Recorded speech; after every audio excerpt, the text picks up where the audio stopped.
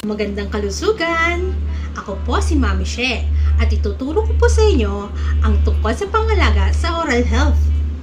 Ang oral health o kalusugan ng bibig ay mahalagang bahagi ng ating pangkalatang kalusugan. Kasama rito ang wastong pangangalaga ng ating ngipin, gilagid at dila.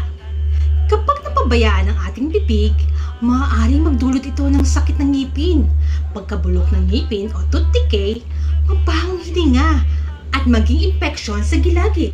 Mga paraan ng wastong pangangalaga sa oral health. Narito ang ilang simpleng hakbang upang mapanatiling malusog ang iyong ngipin at gilagid. Magsipilyo ng ngipin 2 beses sa isang araw gamit ang fluoride toothpaste. Siguraduhin umaabot sa lahat ng bahagi ng ngipin.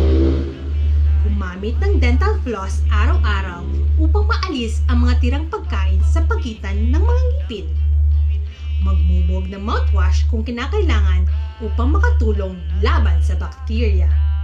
Iwasan ang sobrang matatamis na pagkain at inumin tulad ng candy at soft drinks.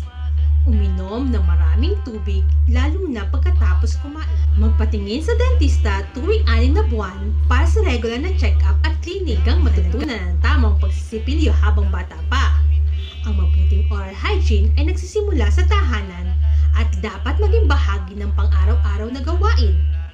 Ang pangalaga sa oral health ay hindi lamang para magkaroon ng magandang ngiti, kundi para sa malusog na pangatawan. Sa pamamagitan ng simpleng disiplina at tamang kaalaman, maiiwasan ang karamihan sa mga problema ng ngipin. Tandaan, ang malusog na ngipin ay tanda ng malusog na katawan. Hanggang sa muli, ito po si Mami She.